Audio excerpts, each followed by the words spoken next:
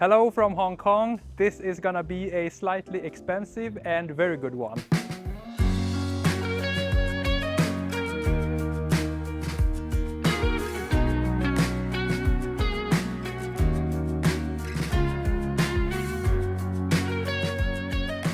Hello and welcome back, or just welcome if you are new to the channel. I'm now in Hong Kong and we are gonna be here for 3 days. We got here by taking the train from Guangzhou, China, and as usual when traveling by train in China there was no problem. Very fast train ride, it only took 48 minutes to get here. So the reason why I'm here is to look at tall buildings and to see if there is any difference between Hong Kong and mainland China. Okay, let's get started.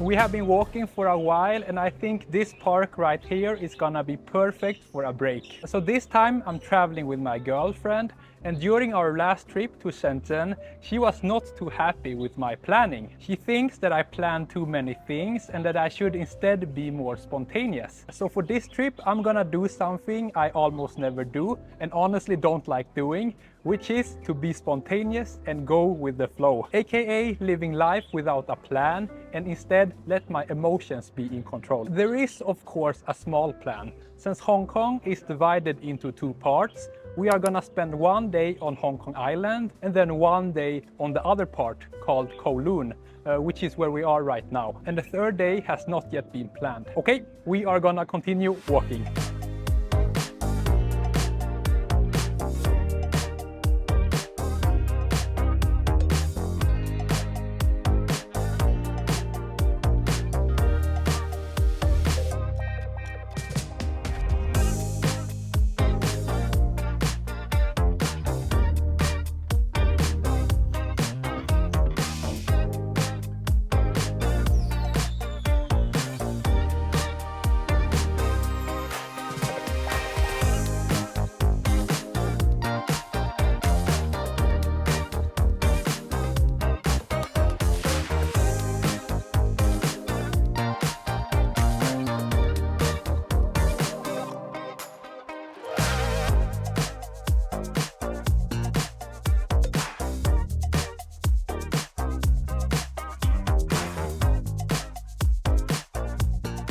We have now checked in at our hotel and here is a quick tour of the room. It's a 4-star hotel and I'm happy with it. Don't think there's anything special to say about the room. So how is it going for us so far? It's going really well for my girlfriend because she can pay without problem using WeChat because she's Chinese. As for me, I am struggling extremely bad. I really thought that I could pay with my Swedish bank card everywhere here in Hong Kong. I was very wrong about that. And it's a MasterCard in case you were wondering. I'm also unable to withdraw money from bank machines using my Swedish bank card. It might not look like it, but I'm actually struggling very bad here in Hong Kong so far. So next time I come to Hong Kong, I'll make sure to bring some Hong Kong dollars with me. I did not do enough planning and research this time since the plan was to be a bit more spontaneous.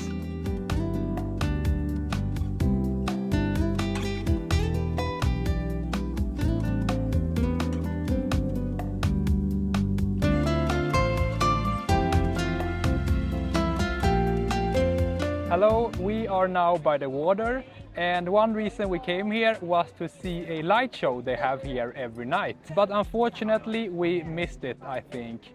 But maybe we saw it because there was a bit of blinking going on. But that's okay because this walk here by the water is very nice. Very good views, and as far as walks by the water goes, I don't think it gets much better than this.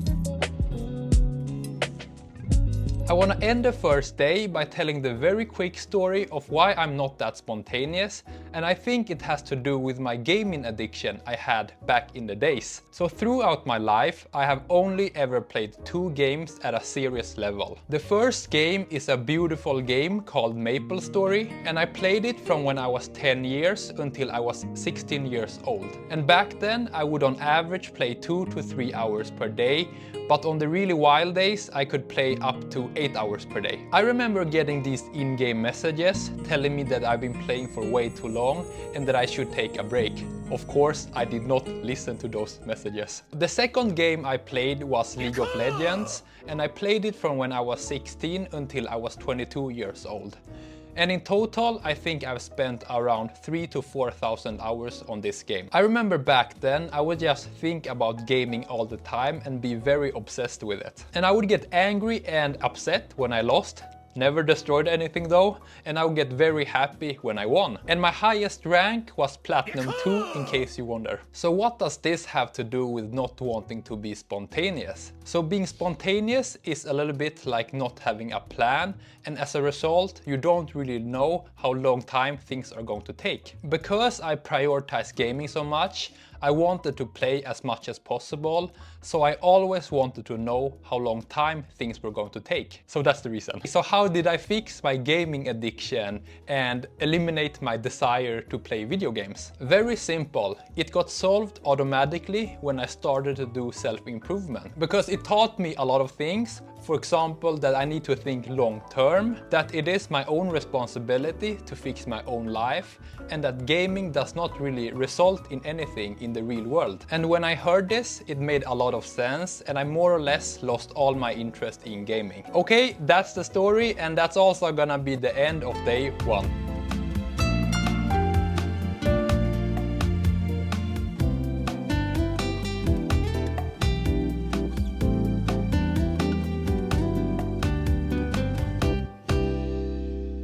Hello, it's the second day, and one thing I like to do in the morning when traveling is to go for a walk. So today I took the metro for around 30 minutes, and I've now made it to this other part of Hong Kong, which is a lot more of a residential area. And it is possible to pay directly with your credit card at the metro, so that's very nice. Either way, so the reason why I wanted to come here was because last time I was here, which was around 5 years ago, I also came here, and I remember that it was just very calm and peaceful, and that I liked it a lot. And I'm happy to say that today I feel the same way, so this was very much worth it. So to some people this might look a bit uninteresting and boring, but visiting these more residential areas is something I really like to do, because then I get to see how normal people here live. I'm gonna be here for a bit more time, and then I'm gonna head back to the hotel and get some breakfast.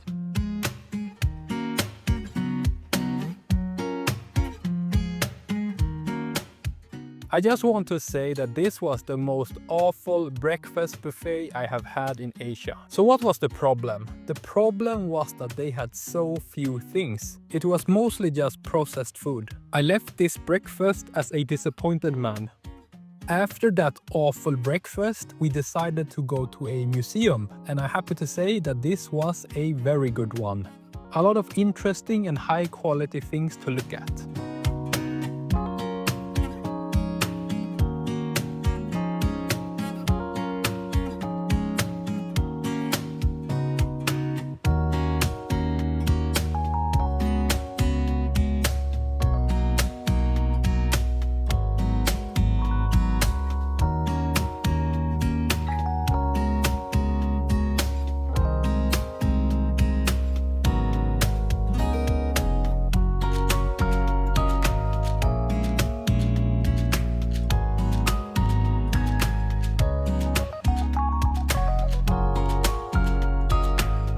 Today we are gonna spend most of the day on Hong Kong Island, and the plan is to walk from the left part, which is where we are right now, over to the right part, and hopefully we will see some interesting things along the way. I just had a look at the map of Hong Kong, and it was very tempting to just set up a plan, but I'm not gonna do that. Instead, I'm gonna be spontaneous. As a matter of fact, I'm gonna be the most spontaneous person in Hong Kong.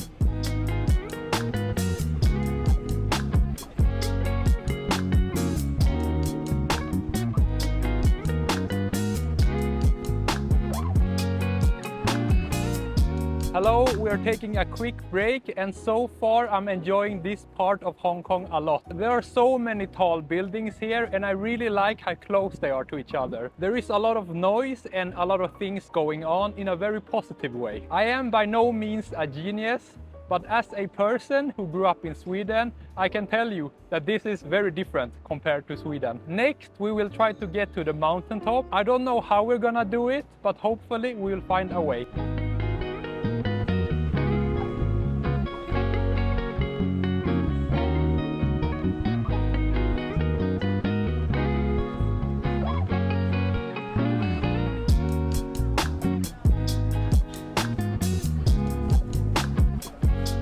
Change of plans. So we were originally planning on going to Victoria Peak, the mountaintop, but we decided not to do so because it was just gonna take a very long time. And both of us has also been to Hong Kong before, and we have both also already visited the top, so it wasn't just worth it. So instead we decided to come to this park instead, and to be honest, it's quite okay. Next we are gonna go back to the hotel again.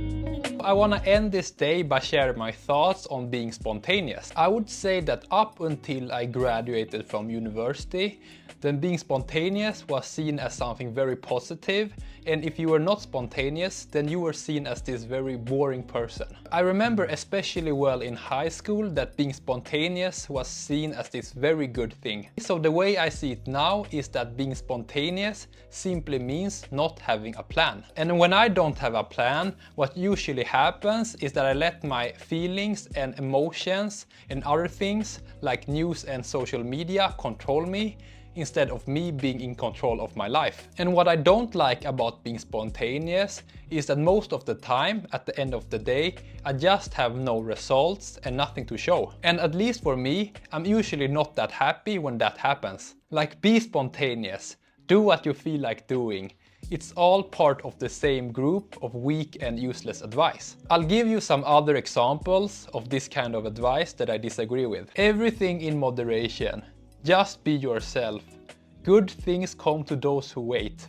Just go with the flow. Like, these are advice that are designed to make you feel good short term, but they lack specification. So in conclusion, I think that it's okay to be spontaneous short term, for example on a vacation. And my personal limit is around 5 days. But in the long term, I really think that you need to have a plan. Otherwise, I just don't see how life can go well.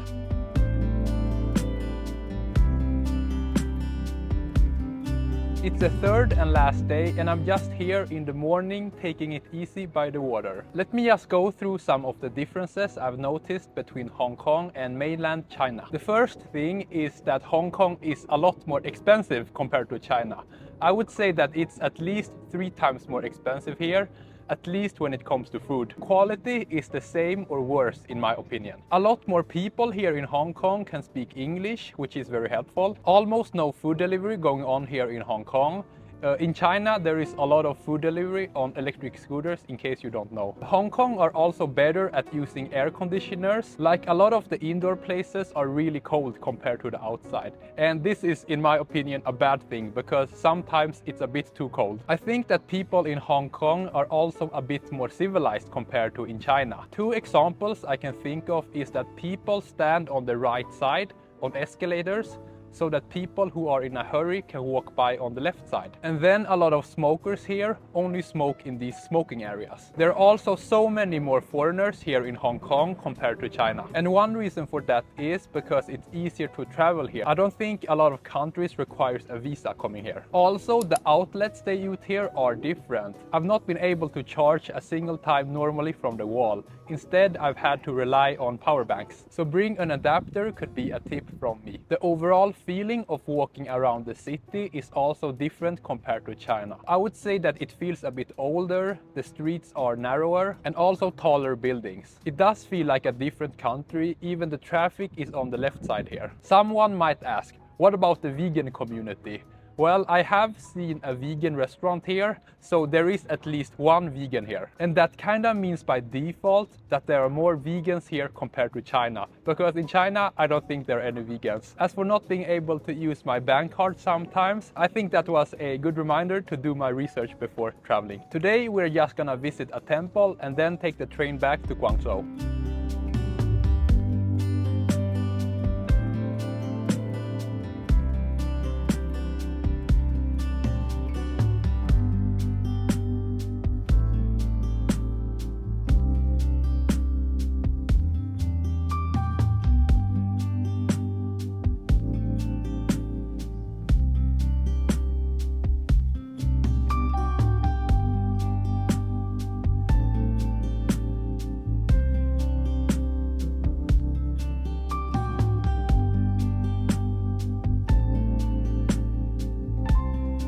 We are now back from the temple, and in my opinion, I think it's over-delivered. Okay, let's wrap this up. So this has been 3 moderately spontaneous days. So how has it been to be a spontaneous person? In terms of stress level, I don't think there is any difference. The big difference is that we have not been able to see as many things. I can also see how being spontaneous makes it easier to enjoy the present moment, because you don't need to worry about all the places to visit. With that said, is being spontaneous gonna be my new way to live life? My answer is hell no. Now it's back to being disciplined. One more day of this and I would have lost my mind. Okay, thank you so much for watching and I wish you a great day.